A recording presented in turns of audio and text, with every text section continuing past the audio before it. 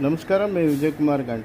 ఇప్పుడు అగ్రవర్ణాలుగా ఉన్నటువంటి వాళ్ళని ఒకప్పుడు చాలా చులకన భావంతో చూసేవాడు. అప్పట్లో ఏంటంటే దీనికి వ్యతిరేకంగా, ఈ వ్యవస్థకి వ్యతిరేకంగా అప్పట్లో పెరియార్ రామస్వామి కానీ, త్రిపురనేని రామస్వామి చౌదరి కానీ, మామిడి వెంకయ్య గారు కానీ వీళ్ళంతా కూడా పోరాటాలు చేసిన తర్వాత మాత్రమే ఈ గుర్తింపు వచ్చింది. అబ్బో, మనం పెద్ద పెద్ద రాజవంశాలకు వారసులం కావచ్చు.